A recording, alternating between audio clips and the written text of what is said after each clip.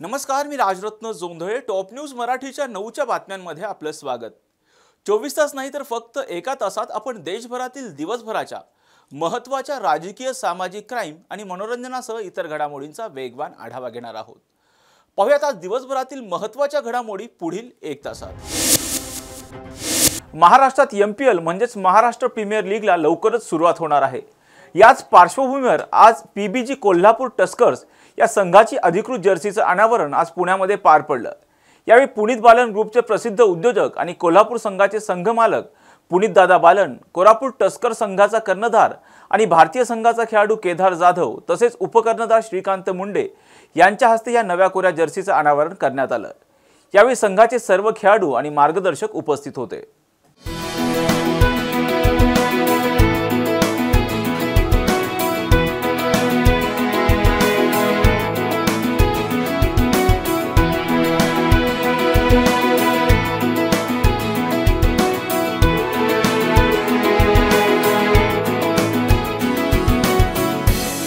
Maharashtra premier लीगचं हे दुसरं वर्ष आहे.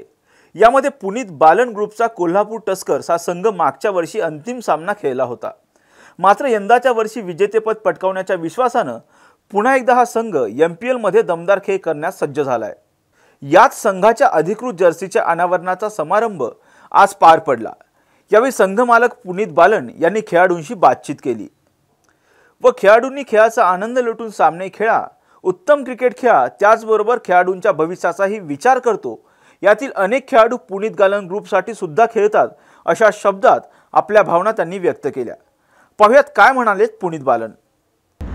एवढंच सांगेल की सीझन 1 मागच्या वर्षी झाली महाराष्ट्र प्रीमियर लीगची. त्याच्यानंतर आज सीझन 2 2 दिवसांनी सुरुवात होईल आणि ही सीझन 2च्या सुरुवातीच्या अगोदर नेहमी काही इम्पॉर्टंट अनाऊन्समेंट्स असतात. ते करण्यासाठी आज ही आपण कार्यक्रम घेतला आहे आणि एवढंच. आणि केदार जो आहे तो टीम सीझन 1 पासून टीमसोबत आहे. काही गोष्टी ऑप्शन्समध्ये आम्ही केले, काही प्लेयर्स घेतले. त्याचा मागचा उद्देश हेच होता की जी स्टॉप गॅप आम्हाला फिल करायची होती, जिथे कमतरता वाटली सीझन 1मध्ये, ती कमतरता पूर्ण करण्यासाठी ते खेळाडू आम्ही त्या ऑप्शन्समधनं घेतले. पूर्ण टीमसाठी मी हेच सांगेल, प्लेइंग 11 ती कोच आणि कॅप्टन डिसाईड करतात, कारण ती फ्री हँड आपण त्यांना दिली आहे. पण जेवढे प्लेयर्स प्लेइंग 11मध्ये पण असतील, जे प्लेइंग 11मध्ये नसतील, जे नाही खेळणार आहे, स्पेशली त्यांच्यासाठी ही गोष्ट आहे की तुम्ही निराश होऊ नका. कारण IPL आपण बघतो, एखादा मॅचची ऑपॉर्च्युनिटी तुम्हाला भेटते आणि तिकडे तो प्लेयर खेळून जातो, मग तो डायरेक्टली प्लेइंग 11मध्ये कन्फर्म असतो. तर सगळ्या प्लेयर्सला मी एवढंच सांगेल की चांगली सीझन खेळा. सीझन 2 ही चांगली जाऊ द्या कोल्हापूर टस्करसाठी. डोंट थिंक अबाउट फायनलमध्ये जायचं आहे की प्लेऑफ्समध्ये क्वालिफाय करायचं आहे. मला वाटलं प्रत्येक मॅच जे तुम्ही खेळणार ती प्रत्येक मॅच तुम्ही ॲज अ फायनलच खेळा, मगच तुम्ही त्या गोलपर्यंत पोचणार. आणि all the best to the whole team. And I am also, मी कालच टाकली सोशल मीडिया की looking forward to an exciting cricket season starting in 2 days. So all the best to the whole team. Kolhapur संघाचे संघमालक पुनीत बालन यांनी खेळाडूंचा आत्मविश्वास उंचावल्यानंतर संघाचा कर्णधार केदार जाधव यांनी देखील खेळाडूंविषयी माहिती दिली आहे. भारतीय संघ ही खूप लांबची गोष्ट आहे. आम्ही ऑलरेडी सचिन दास दिला ना, आता फक्त तो अंडर 19 इंडियाला होता आणि आय थिंक खूप प्रोसेस असते त्याला. MPL इज फर्स्ट प्लॅटफॉर्म जिथे तुम्ही चांगली कामगिरी केली तर तुम्हाला you get to select to play for Maharashtra, which is your first goal should be. आणि मग तुम्ही तिथे चांगली कामगिरी करता तेव्हा तुम्हाला IPLच्या ट्रायल्समध्ये बोलवतात आणि मग तेव्हा जेव्हा अजून एक लेवलवरती सगळे क्रिकेटर असतात, प्रेशर जास्ती असतं, तेव्हा तुम्ही त्या सिलेक्शन मॅचेसमध्ये ट्रायल्समध्ये चांगलं खेळला आणि महाराष्ट्रासाठी पण T20मध्ये मुश्ताक अली टुर्नामेंटला चांगलं खेळला, ते मग तुम्हाला ऑप्शनमध्ये IPLला सिलेक्ट केलं जातं. आणि मग IPLमध्ये तुम्ही चांगली कामगिरी केली 1-2 वर्ष आणि सेम टाईम तुम्ही महाराष्ट्रासाठी खेळताना रणजी सामन्यात, वन डे सामन्यात मुश्ताक अलीमध्ये चांगली कामगिरी केली, मग तुम्ही इंडियाला सिलेक्ट होता.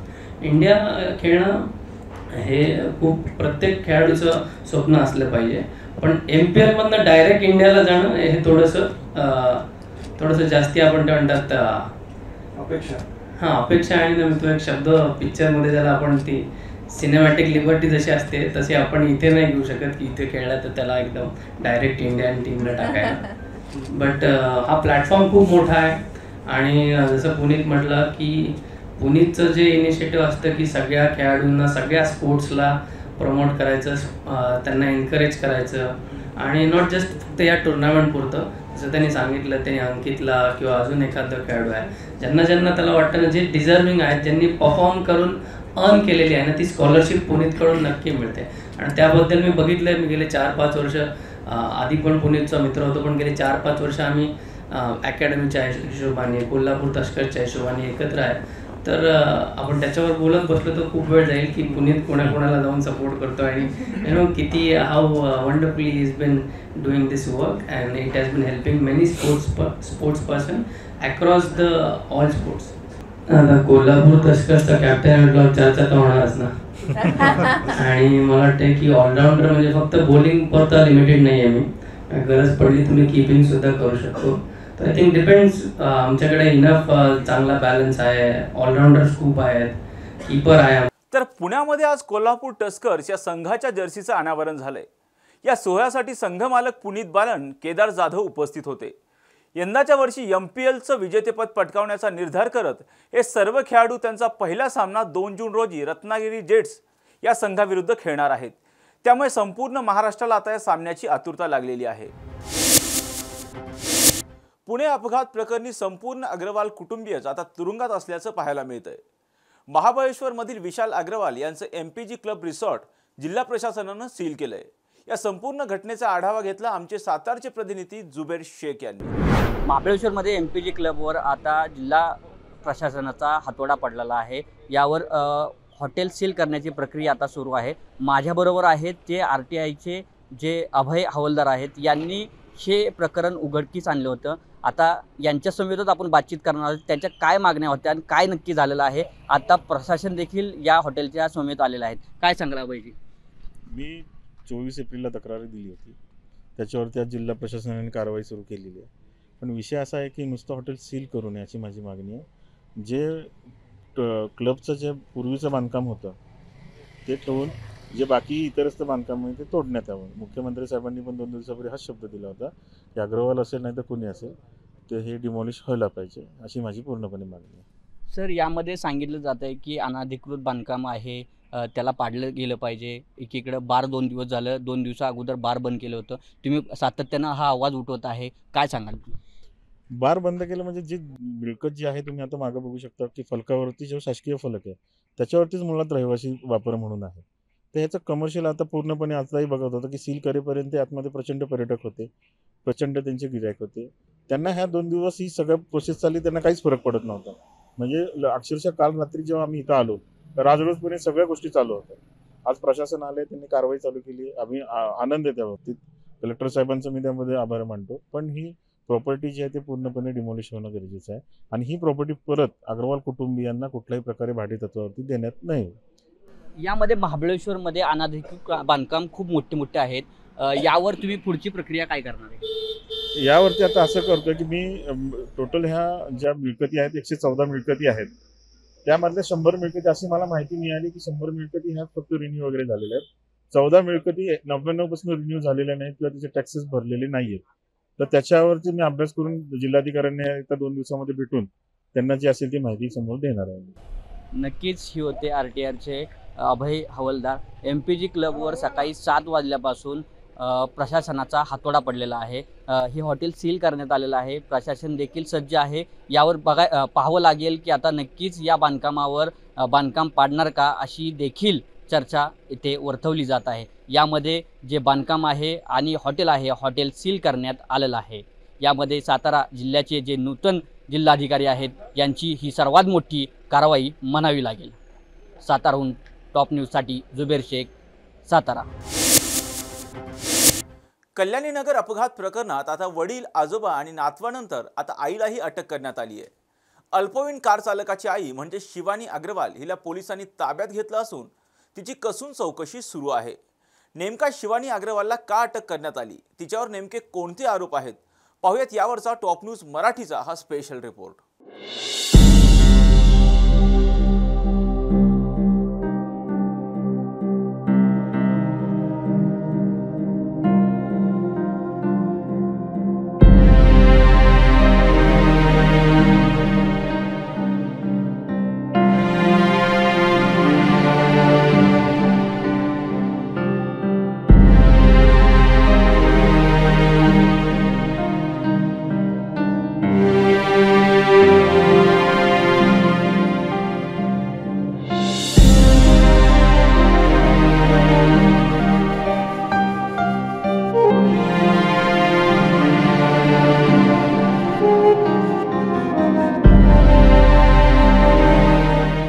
कल्याणीनगर अपघात प्रकरणात दिवसेंदिवस नवीन ट्विस्ट येत आहेत। अपघातानंतर कार चालक वेदांत अग्रवाल याच्या वडिलांना म्हणजेच विशाल अग्रवाल, त्यानंतर आजोबा सुरेंद्र अग्रवाल यांना अटक करण्यात आली। त्यानंतर त्याची आई शिवानी अग्रवाल ही देखील 2 दिवसांपासून फरार होती। तिला शोधण्यासाठी पुणे गुन्हे शाखेची पथकं ही देखील रवाना झाली होती। मात्र अखेर शिवानी अग्रवालला अटक करण्यात पोलिसांना यश आले। शिवानी अग्रवाल ही काल रात्री त्यांच्या राहत्या घरी आली असल्याची माहिती पोलिसांना मिळाली आणि तात्काळ पोलिसांनी घर गाठून तिला अटक केली। शिवानी अग्रवाल हिला अटक केल्यामुळे आता अनेक प्रश्नांची उत्तरं मिळणं सोपं जाणार आहे। शिवानी अग्रवाल हिला पोलिसांनी अटक केली असून तिची कसून चौकशी सुद्धा होणार आहे। मात्र तिच्यावर नेमके कोणते आरोप आहेत पाहूयात। अल्पवयीन कार चालकाला ससून रुग्णालयामध्ये ब्लड सॅम्पल देण्यासाठी नेण्यात आलं होतं।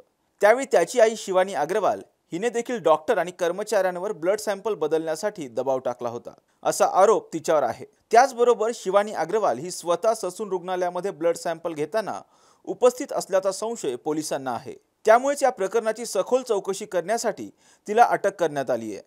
आज वेदांत अग्रवाल याची बाल सुधार गृहामध्ये चौकशी होणार होती। या ठिकाणी शिवानी अग्रवाल हिला देखील नेण्यात आलं होतं।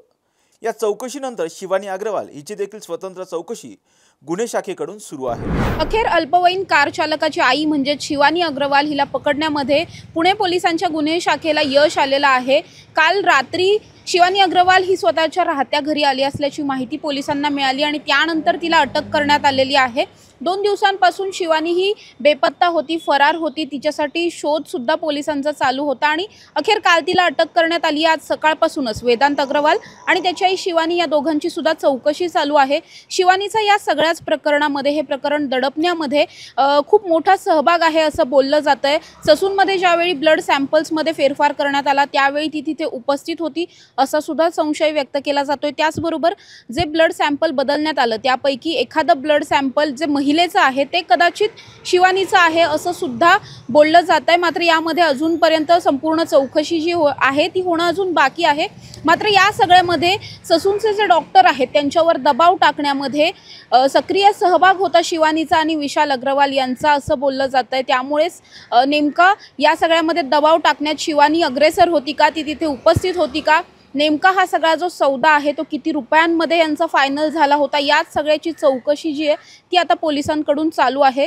आज सकाळपासूनच वेदांत आणि शिवानी या दोघांची सुद्धा चौकशी चालू आहे। त्यामुळे आता एका कार चालकाच्या चुकीमुळे घरातले, कुटुंबातले तब्बल 3 जण अटकेत आहेत। त्याचबरोबर शिवानी अग्रवालचा जो मोठा मुलगा आहे तो सुद्धा अनेक दिवसांपासून त्याचा सुद्धा शोध चालू आहे। त्यामुळे त्याची सुद्धा चौकशी करायची आहे। तो अद्याप सुद्धा पोलिसांच्या हाती लागलेला नाहीये।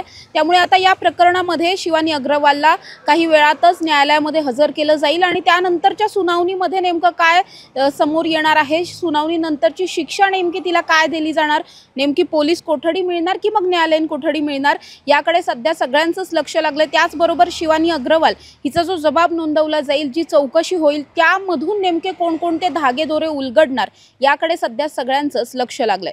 कॅमेरा पर्सन अजय उभेसह समृद्धी जाधव, टॉप न्यूज मराठी, पुणे।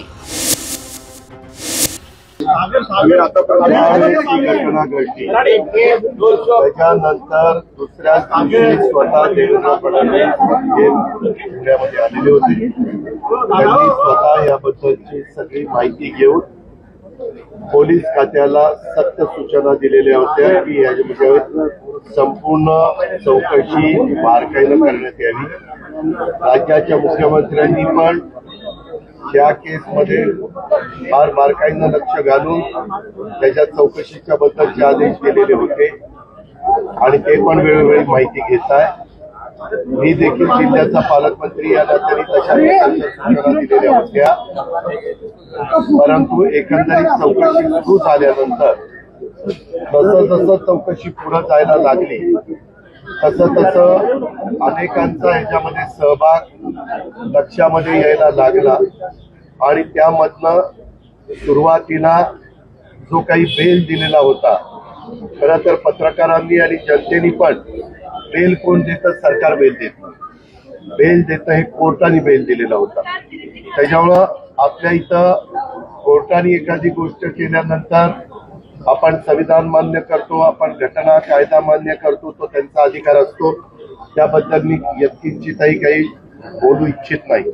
पण त्यांनी बेल दिल्यानंतर ज्या प्रकारे ही दुर्दैवी घटना, विशेषतः 2 मुलांचा, तरुण मुलींचा मृत्यू झाला, त्याच्यानंतर ती चक्र त्या ठिकाणी फिरली आणि घटना घडली कधी, रात्री उशिरा घडली, वेळ कितीची होती, त्याच्या संदर्भामध्ये पोलीस स्टेशनला गुन्हा दाखल करण्यात आला.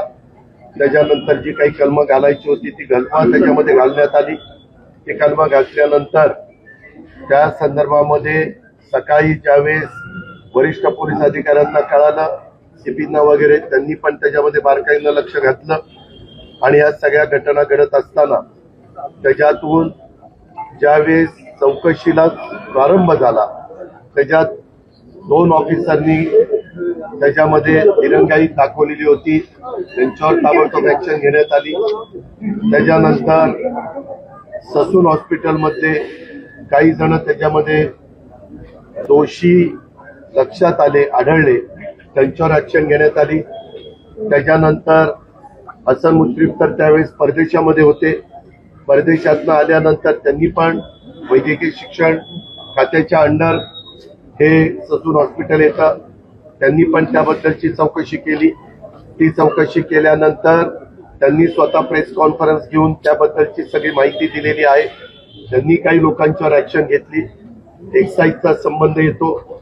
एक्साईजचे मिनिस्टर शंभूराज देसाईंनी स्वतः प्रेस कॉन्फरन्स घेतली.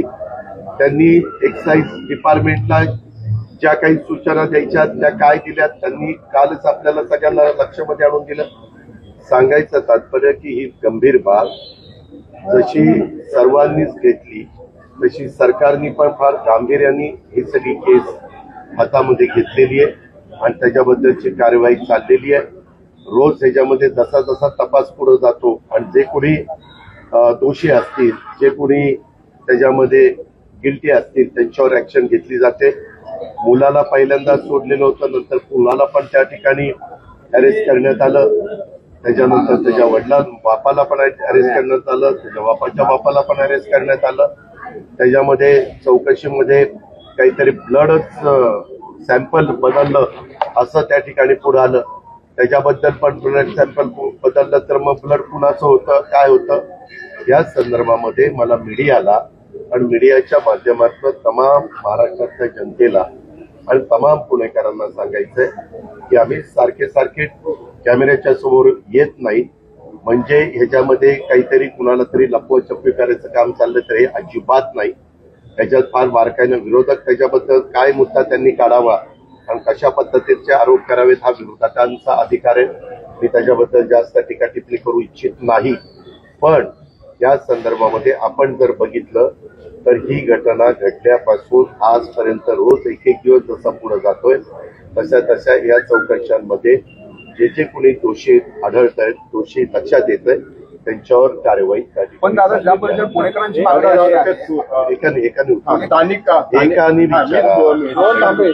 स्थानिक आमदाराची माणसं त्या दिवशी सकाळी तिथे दिवसभर होती, सकाळपासून संध्याकाळपर्यंत होती आणि म्हणून त्यांच्याकडे एक शंकेनं बघितलं जात आहे. चौकशी करू द्या ना. काय आहे, आता मी पण बारामतीचा 32 वर्ष आमदार आहे. आम्ही कामामुळं मुंबईमध्ये असतो, पुण्यामध्ये असतो, आम्ही मतदारसंघात असतो. जे आमदार आहेत ते बहुतेक मतदारसंघात असतात, शहरी भागातले पण आमदार मतदारसंघात असतात. त्यांच्या भागामध्ये जर एखादी गोष्ट घडली तर आमदाराला रात्री अपरात्री तिथं जावं लागतं पाठीमागच्या काळामध्ये त्याच सुनील टिंगरेंच्या भागामध्ये एक स्लॅब का काहीतरी कोसळला होता, तुम्हाला आठवत असेल, आणि त्याच्यामध्ये काही जण निष्पाप लोक मृत्युमुखी पडली. ताबडतोब तो त्या ठिकाणी पोहोचला आणि त्याबद्दलची जे काही लोकप्रतिनिधी या नात्याने ज्या गोष्टी करायच्या असतात ते करतात. दुसरी गोष्ट, ज्यावेळेस आपल्यामध्ये पुण्यामध्ये पूर येतो किंवा आणखीन काही घटना घडतात, त्याही वेळेस हे पुण्यातले बहुतेक लोकप्रतिनिधी ताबडतोब त्यांच्या कार्यकर्त्यांना, त्यांच्या सहकाऱ्यांना घेऊन त्या ठिकाणी पुढे येतात आणि त्याच्यामध्ये मदत करण्याचा प्रयत्न करतात, चौकशी करण्याचा प्रयत्न करतात. जे काही दोषी असतील त्यांच्यावर कारवाई करा अशा पद्धतीनं ते त्या ठिकाणी सांगतात. ही घटना घडली, रात्री उशिरा घडलेली. उशिरा बहुतेक जर आपण सगळेजण झोपलेलो असतो, त्यांना कुणाचा तरी फोन आला.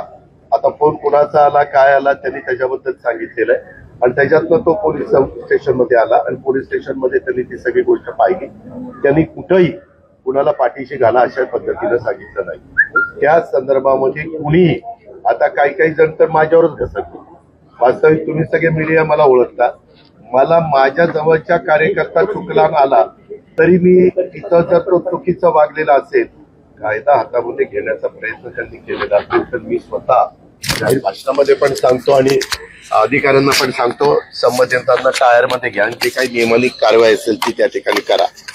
याबद्दल शेवटी आमदार म्हणून, मंत्री म्हणून किंवा लोकप्रतिनिधी म्हणून ज्या काही गोष्टी असतात त्या त्यांच्या कानावर आल्यानंतर असं कोणी केलं का की याच्यामध्ये ते प्रकरण दाबायचा प्रयत्न केला, घटना घडल्यानंतर ते काय ते तुमचं गुन्हा दाखल करण्याच्या करता जी कारवाई पोलिसांनी करायला पाहिजे ती करून दिली नाही वगैरे, असं काही झालेलं नाही.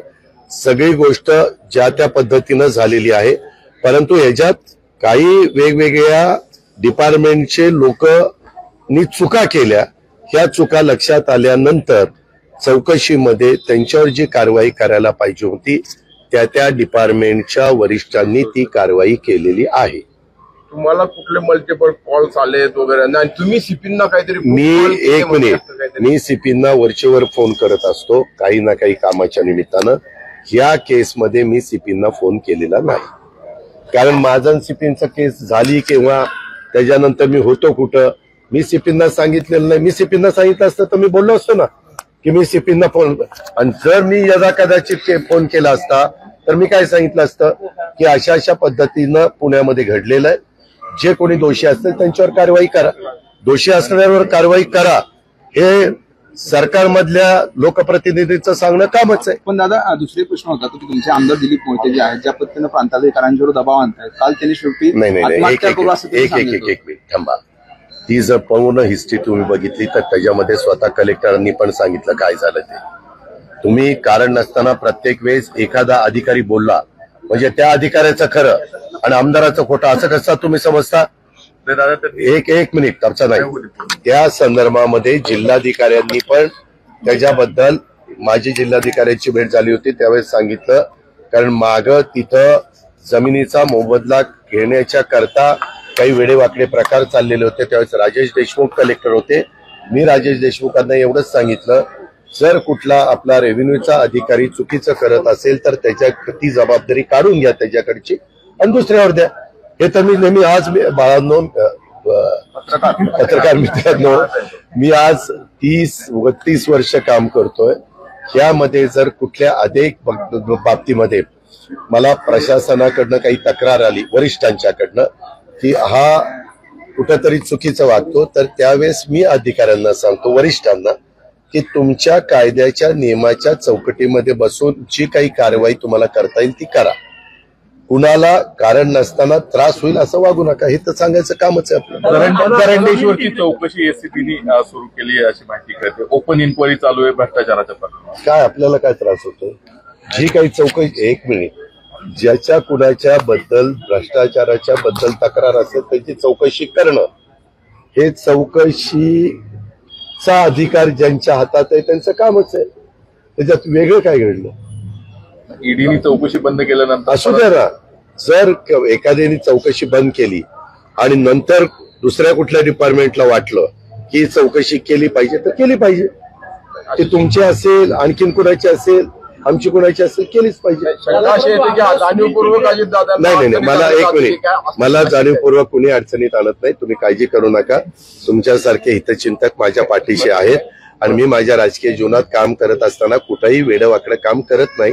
त्याच्यामुळे मी निर्धास्त असतो. सुनील तटकरे म्हटले की शरदचंद्र पवार गट, मला त्याच्यातलं काही माहिती नाही. तुम्ही कोणतरी बोललंय आणि म्हणून याच्याबद्दल तुमचं काय मत आहे जी मला माहिती आता. अरे बाबा, मला माहिती नाही म्हणल्यानंतर मी काय करू?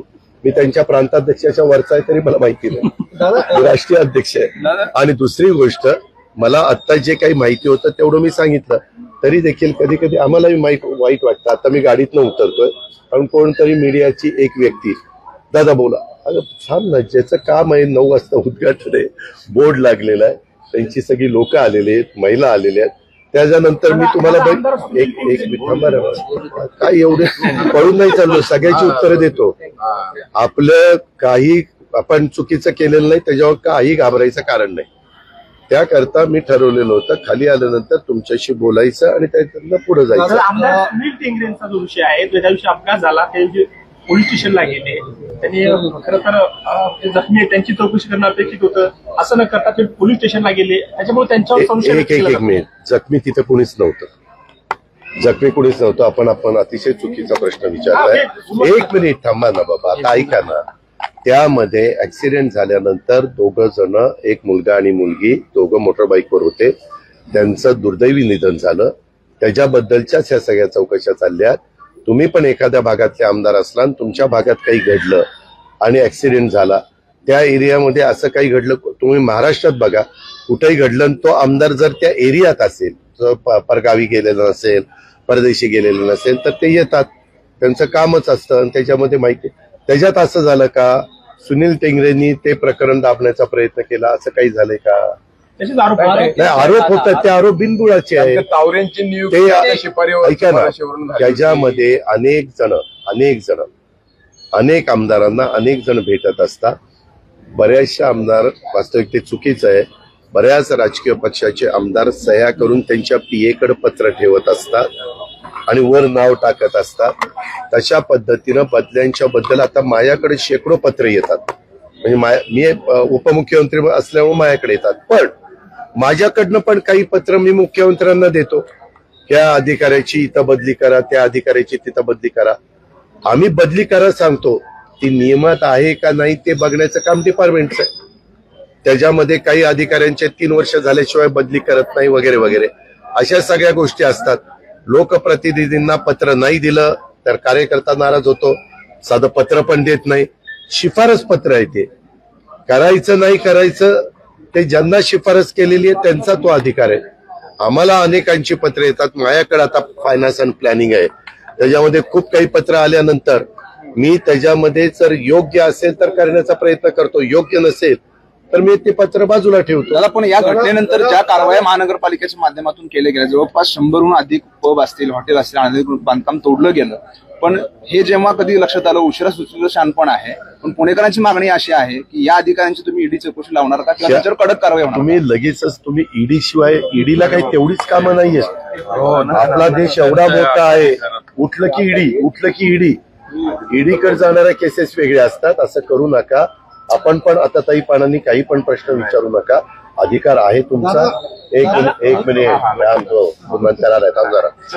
त्याच्यामध्ये तुम्ही सांगितलं ते बरोबर आहे. जर आता सध्या तर प्रशासक आहेत सगळीकडं, ज्या त्या उद्या तुमचं पोस्टिंग आयुक्त म्हणून झालं, त्यांचं पोस्टिंग सीपी म्हणून झालं, तर आम्ही कुणी पोस्टिंग झाल्यानंतर माझा पहिला त्या सीपीला, त्या एसपीला, त्या आयुक्तांना सांगणं असतं, नियमाच्या बाहेर जाऊन अजिबात कुठलं करू नका, राजकीय दबावाने कुठलंही काम करू नका. त्याच्यामध्ये कारण नसताना मग पुढं ते निस्तरता नाकेनऊ येतं. नियमाने वागलो तर हे प्रश्न कधी पण निर्माण होत नाही. आता पण ह्या केसमध्ये आपण बघताय, यामध्ये जे कोणी संबंधित आहे, त्याच्यामध्ये तुम्ही म्हणाला की त्यांच्या आईला पण काहीतरी घेतलंय, याचा अर्थ तिथं पण ब्लडच्या संदर्भात काहीतरी तक्रार असेल आणि ते चौकशीमध्ये निष्पन्न झाले असेल. त्याच्यामध्ये रोज आम्ही एवढंच सांगतो की चौकशी अतिशय पारदर्शकपणे करा. कुणाचाही तिथं हस्तक्षेपाला वाव ठेवू नका आणि कुणाच्याही दबावाला बळी पडू नका, कारण ही मॅटर आता जनतेची मॅटर झालेली आहे. दादा, छगन भुजबळांचं जे काही सातत्याने जी वक्तव्य येतात माहितीमध्ये संभ्रम निर्माण करणारे आहेत, अशा पद्धतीने अजिबात संभ्रम निर्माण आमच्यात होत नाही, काळजी करू नका. तुम्ही गुटखा बंदी केली होती, थारार पाटलांची दासबार बंदी केली, दारूबंदी या पासून पब असेल, बार असेल, डान्सर असेल, सगळं मूळ दारू आहे. राज्यात दारूबंदीचा विचार व्हावा असं वाटतं. ह्या संदर्भातला निर्णय सरकार घेत असतात. आजपर्यंत जेवढी सरकार आली त्याच्यामध्ये कुणीही दारूबंदीचा निर्णय त्या ठिकाणी घेतलेला नाहीये. काही जिल्ह्यामध्ये आपण बंदी केली, उदाहरणार्थ वर्धा, उदाहरणार्थ चंद्रपूर, असे काही जिल्ह्यामध्ये बदली त्या ठिकाणी झाली. त्याबद्दलचा निर्णय हा धोरणात्मक असतो. मागे सभागृहामध्ये देखील जसं इथून पुढे दारूची कुठली दुकानं की देण्यात येऊ नये असा एक ठराव झालेला आहे ह्याचा विधिमंडळाचा, आणि त्या पद्धतीनं आपण दारूची दुकानं त्या दिवसापासून बंद केलेली आहे. आणि आता हा जो नवीन प्रश्न आलेला आहे त्याच्याबद्दल आता आचारसंहिता आहे.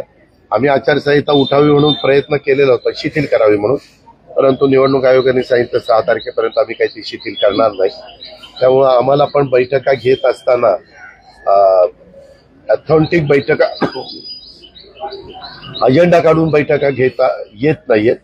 परंतु आम्ही माहिती तर टँकरचं कसं चाललंय, टँकर व्यवस्थित पिण्याच्या पाण्याचे मिळत आहेत का, कुठं काही चाऱ्याच्या संदर्भातले काय प्रश्न आहे, कुठं अवकाळी पाऊस पडला, वादळी वारं आलं, त्याच्यात काही नुकसान झालं, त्याचे पंचनामे झालेत का, बियाणं लोकांना मिळत आहे का, खतं मिळत आहेत का, खरीप पूर्व जी तयारी करायची असते क्रॉप लोन वगैरे ते मिळते का, अशा प्रकारचा आढावा मुख्यमंत्री त्या ठिकाणी घेत आहेत. आणि त्याच्याबद्दलची आमची पण कारवाई, मी पण मंत्रालयामध्ये बसून न कुठला आचारसंहितेचा भंग होता ज्या ज्या गोष्टी करता येतील त्या करण्याचं काम आम्हा लोकांचं चालू आहे. दादा, एक शॉर्ट में हिंदी में जाना चाहिए, क्या सरकार को बदनाम करने की कोशिश इस केस में हो रही है? आपको ऐसा लगता है जिस तरह से जो है पूरे आपके अगेंस्ट है? अपोजिशन में जो करना है अपोजिशन का काम चालू है, लेकिन आपने देखा होगा शुरू से ही मेरे ख्याल से घटना हुई रात को 2, 2:30, 3 बजे शायद, मुझे मालूम नहीं, लेकिन उसी टाइम, और उसके बाद सुबह सबको पता जब चला तब से इंक्वायरी चालू है. उसमें खुद होम मिनिस्टर ने जो भी सूचना करनी चाहिए थी वो उन्होंने की है. हमारे चीफ मिनिस्टर ने भी उसमें इस केस के बारे में जो भी डिपार्टमेंट को बताना चाहिए वो उन्होंने बताया. मैंने भी गार्डियन मिनिस्टर के नाते बताया. सब इंक्वायरी ठीक तरह से चालू है, और जैसे जैसे इंक्वायरी आगे जा रही है वैसे वैसे जो भी लोग उसमें जिम्मेवार है उनके ऊपर एक्शन तुरंत हो रही है. दादा, आज शेवटच्या टप्प्याचं मतदान पार पडतंय, संध्याकाळी एक्झिट पोल येणार आहे, तुमचा एक्झिट पोल काय आहे? माझा ह्याच्या कशावरही एक्झिट पोलवर विश्वास नाही. मी अनेकदा निवडणुकीला सामोरं गेलोय. आता ते मशीन मध्ये बंद झालंय. टोटल मारल्यावर 4 तारखेला सकाळी कळेल. काही 2 दिवस उशिरा कळलं म्हणून काही आकाश पाताळ एक होत नाही. त्याच्यावर मी शांत आहे. पुढे रोज काहीतरी सांगतं, आपण ह्या कारणाचं ऐकायचं, त्या कारणाने सोडायचं. आता पाण्याचा विषय जर म्हटलं आपण, सध्या पुण्यामध्ये सवाल उठाए जा रहे हैं, उसको किस तरह से आप देखते हैं? आपके कॉल जो है सीपी को गए थे, ऐसे भी सवाल? मेरा एक भी कॉल इस केस के बारे में सीपी को गया नहीं, एक भी कॉल. चेक करो, मेरा पूरा उसके बारे में कहना है. दूसरा, सुनील टिंगरे जी ने खुद प्रेस कॉन्फ्रेंस लेके इसके बारे में सब कुछ उनको जो बताना चाहिए तो वो बताया. अभी उसको शुगर है तो इसके लिए वो बीमार है. और क्या होता है, जब कभी टेंशन बढ़ जाता है, किसी को टारगेट करने की कोशिश होती है, तब जिसके बारे में होती है वो थोड़ा सा तबीयत उसकी खराब हो जाती है. इससे बहुत दफा हो जाता है. इसीलिए वो अभी आपके सामने नहीं आ रहा है. लेकिन उन्होंने बताया है, मैं उसके कांटेक्ट में हूँ, उन्होंने बताया कि दादा जो भी इंक्वायरी करनी हो, मेरी एक भी गलती इसमें नहीं है. और वो इंक्वायरी के लिए सब इंक्वायरी के जो भी सवाल पूछेंगे वो सवाल को जवाब देने के लिए वो तैयार है. रिंग रोडचं टेंडर आलेलं आहे पुण्याचं, 40% अबाउट टेंडर आलेलं आहे. पेपरला वाचलं ती बातमी. परंतु 6 तारखेपर्यंत आचारसंहिता आहे. पुन्हा काय होतं, तुम्हीच प्रश्न विचारता, आचारसंहितेच्या काळात तुम्ही कशी काय डायरेक्शन दिल्या. त्याच्यावर 6 तारखेच्या नंतर त्याच्यामध्ये रस्ते विकास महामंडळाकडे ते डिपार्टमेंट ते काम आहे, ते PWD कडे किंवा दुसऱ्या कुणाकडे नाहीये. त्याच्यावर दादाजी भुसे आणि मुख्यमंत्र्यांशी मी त्या ठिकाणी बोली. असं इतकं 40% जास्त याचं काही कारण नाही. त्याच्याबद्दल शेवटी जनतेचा पैसा योग्य पद्धतीनेच त्याच्याबद्दलची कारवाई केली. त्याला 6 तारखेनंतर सध्या आता 5.63 TMC पाणी सध्या आपल्या इथं आहे. 6 तारखेनंतर पुण्याच्या पाणी कपातीबाबत निर्णय होणार आहे. साधारण आयुक्तांना आणि पाण्याची जबाबदारी वितरणाची ज्या अधिकाऱ्यांच्याकडं त्या कॉर्पोरेशनची त्या नगरपालिकेची असते त्यांच्यावर सगळं ते अवलंबून असतं. आत्ताच्या घडीची सर्वात मोठी बातमी आहे. टॉप न्यूज मराठीच्या बातमीचा इम्पॅक्ट पाहायला मिळतोय. जमिनीच्या वादातून मुलीला जमिनीत गाडण्याचा प्रयत्न करणाऱ्या आरोपीवर अखेर गुन्हा दाखल झालेला आहे. टॉप न्यूज मराठीने सर्वप्रथम ही बातमी प्रेक्षकांपर्यंत पोहोचवली होती आणि टॉप न्यूज मराठीच्या बातमीचा इम्पॅक्ट आपल्याला पाहायला मिळतोय आणि अखेर आरोपीवर गुन्हा दाखल करण्यात आलेला आहे. आत्ताची सर्वात मोठी बातमी आहे.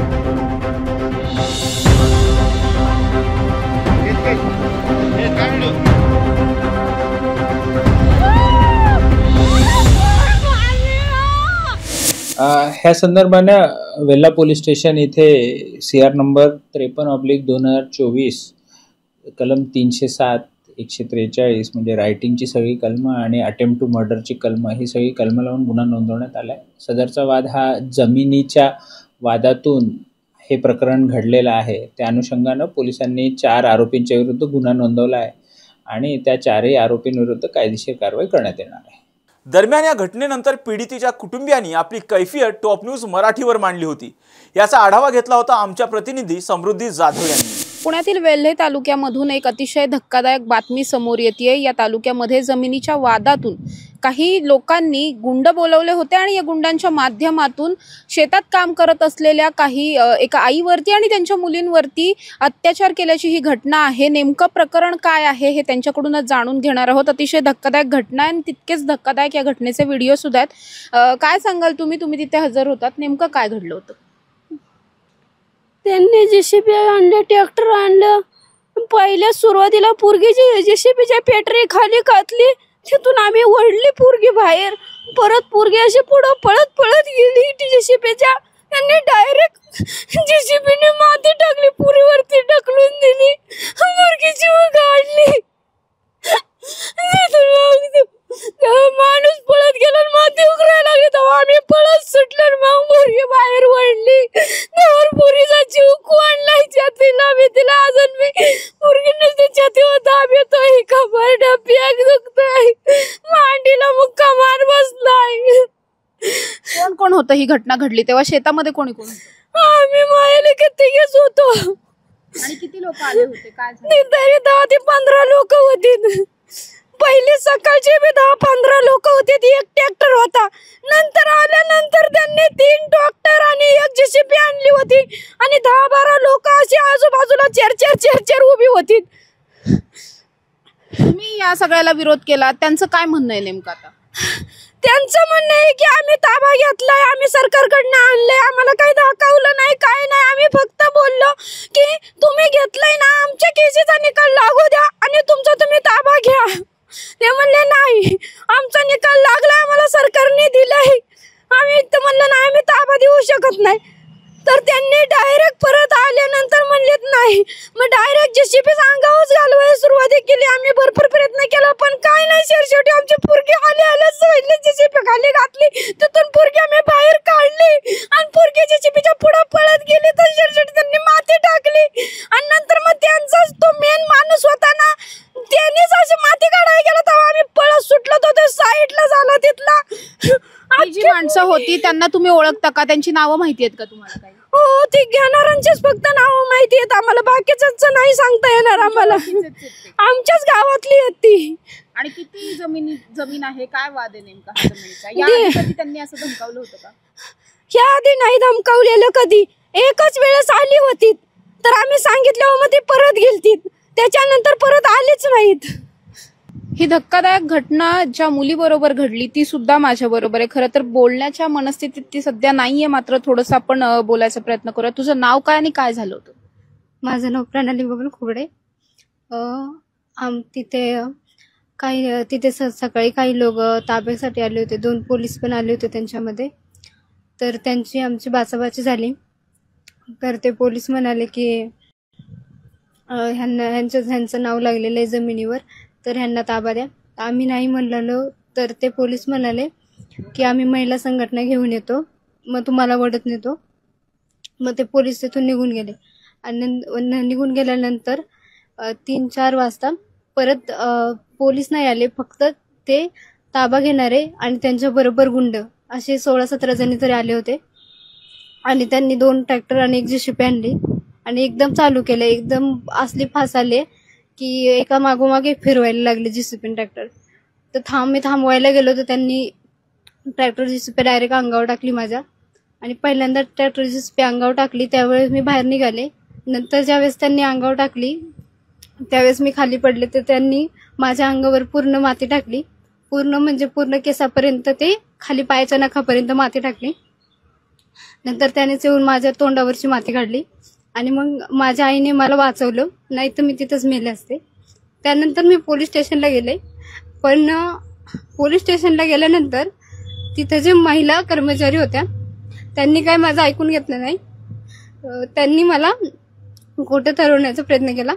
त्या म्हणल्या मला की नाटकं करू नकोस अजिबात, तिथं काय झालंय ते सांग. तर नंतर मी त्यांना सगळं सांगितलं. त्यावेळेस माझी कंडिशन खूप बेकार होती. हाताला लागलं होतं, पायाने चालता येत नव्हतं, तरी सुद्धा ती मला म्हणत होती की नाटकं करू नकोस.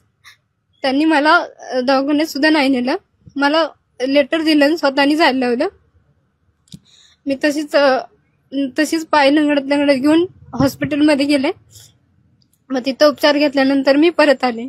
आणि मग तिथून त्यांनी आम्हाला बसवलं, तरी पण आमची तक्रार काय लिहून घेतली नाही. त्यानंतर तक्रार आमची लिहून घेतली नाही, तिथंच बसून राहिलो आम्ही. नंतर पोलीस अधिकाऱ्यांनी तक्रार लिहून घेतली. पण ती तक्रार मलाच लिहायला लावली, त्यांनी लिहिली नाही तक्रार ती. ते म्हणले की ते सर, जे मोठे सर होते तिथं, ते म्हणले की ह्यांनाच लिहायला द्या, तुम्ही काही लिहू नका. तर मला लागलं होतं, मला काही लिहिता येत नव्हतं आणि यांच्यामध्ये कोणालाही लिहिता येत नाही, त्यामुळे ते मलाच लिहायला लागलं. मी थोडा वेळ पडले, नंतर माझं चुलता आल्यानंतर मी ते लिहिलं. तर पोलिसांनी ती तक्रार सुद्धा त्यांनी लिहिली नाही, ती सुद्धा मलाच लिहायला लावली. तर हा त्यांनी केलेला आमच्यावर अत्याचार होता. आणि पोलिसांनी आमचं काही ऐकून घेतलं नाही, ते त्यांच्यात सामील होते. हे त्यांच्या बोलण्यावरून, वागणुकीवरून सगळं कळत होतं, तरी आम्ही गप्प बसून होतो. एवढं सगळं झालं तिथे. या संदर्भात ती जी लोक आहेत ती लोक काय म्हणत होती? त्या लोकांनी तुमच्याशी काही पैशांचे व्यवहार वगैरे केलेत का? नाही, त्यांनी आमच्याशी पैशाचे कोणते व्यवहार केले नाहीत, ना आम्हाला कोणते पैसे दिलेले. त्यांना जमीन भेटली ते त्यांनी सरकारला का कुणाला पैसे दिलेले आहेत, आम्हाला कोणतेही पैसे दिले नाहीत, ना आम्हाला सरकारने कोणते पैसे दिलेले आहेत. त्यामुळे आम्ही काय ताबा सोडणार नाही त्याच्यावरचं.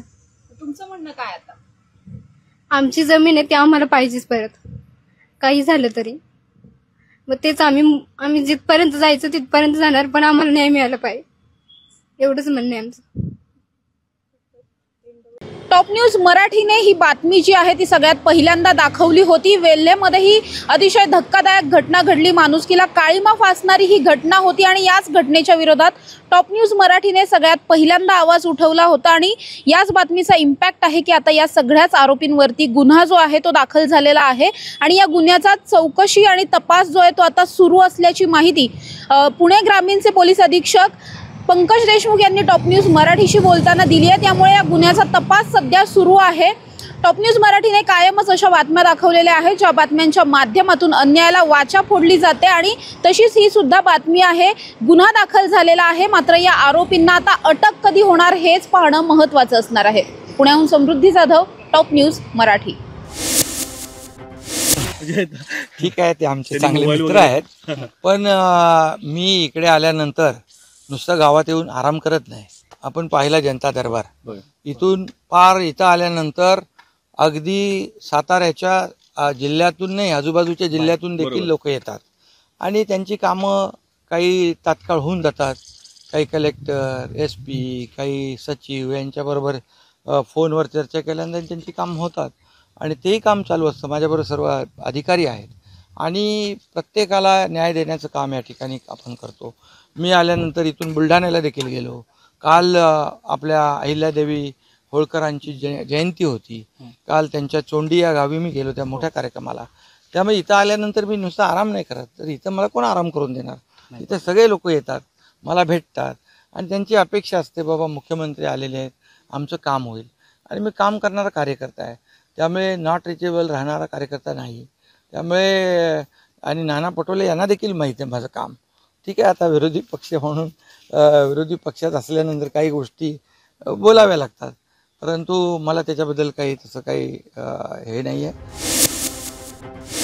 प्रत्यक्ष या व्हिडिओमध्ये दिसणारी जी मुलगी आहे ती देखील आता आपल्यासोबत आहे. आपण तिच्याशी देखील बोलूया. ताई, पुणे ग्रामीण अधीक्षक कार्यालयामध्ये तुम्ही तक्रार दाखल केल्यानंतर पुणे ग्रामीण पोलिसांनी जो आहे तो गुन्हा देखील नोंदवलेला आहे. काय सांगशील गुन्हा दाखल झाल्यानंतरची तुझी प्रतिक्रिया?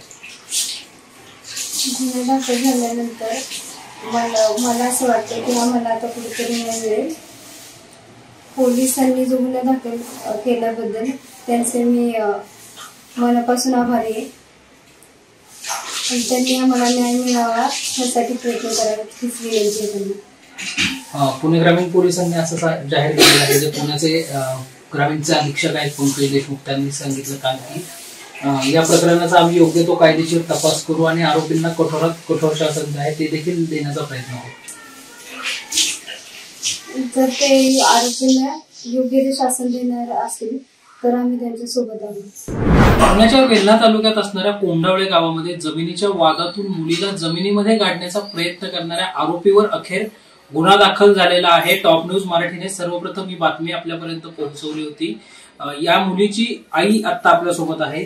मावशी, ही घटना घडल्यानंतर तुम्ही पुणे ग्रामीण पोलीस अधीक्षक कार्यालयामध्ये तुमची कंप्लेंट दिली होती, त्यानंतर गुन्हा देखील दाखल झालेला आहे. काय सांगाल, या आरोपींवर आता गुन्हा दाखल झाला? गुन्हा दाखल झालाय की पण अजून काही कोणच नाही तिथे हजर झालं, कोणालाच नाही पकडले गेले, कोणीच अजून तिथे काहीच नाही मिळालं. अजून काही हालचाल बी वाटत नाही मला. आम्हाला नक्की न्याय मिळेल का नाही मिळेल? आमची जमीन आम्हाला मिळाली पाहिजे, आमची जमीनच आम्हाला पाहिजे. पुणे ग्रामीणचे जे पोलीस अधीक्षक आहेत त्यांनी असं सांगितलेलं आहे की कायदेशीर पूर्ण प्रक्रिया करून आम्ही आरोपींवर कठोरात कठोर असं शासन जे आहे ते करण्याचा प्रयत्न करू. आता तुमची पुढची मागणी काय राहणार? आमची पुढची मागणी म्हणजे त्यांना शासन झालंच पाहिजे आणि आमचं शेत आम्हाला, आमची जमीन आम्हाला मिळाली पाहिजे. आम्हाला त्यांच्यापासून पुढे धोका आहे. मी, माझ्या 4 मुली, माझे मालक आणि आम्ही एवढी जण माणसं, 6 माणसं आम्ही घरात असतो. आम्हाला त्यांच्यापासून पुढं भीती वाटते. मला तर लय भीती वाटते त्यांच्यापासून. माझं घर असं परस्पर आहे, शेजारी कोणी नाही. मला पोलीस प्रोटेक्शन दिलं जावं तुमच्या परिवाराला पूर्ण? हो, भीतीच वाटते मला. तिथे थांबायला सुद्धा भीती वाटते आता. नक्कीच. तर टॉप न्यूज मराठी या बातमीचा संपूर्ण पाठपुरावा जो आहे तो करत राहील आणि आरोपीला अटक होईपर्यंत या बातमीचा पाठपुरावा जो आहे तो आपण करणार आहोत. अजय उभेसह संकेत देशपांडे, टॉप न्यूज मराठी. आजच्या 9च्या बातमीपत्रात इथे थांबण्याची वेळ झाली. पाहत राहा टॉप न्यूज मराठी. आपला महाराष्ट्र, आपली बातमी.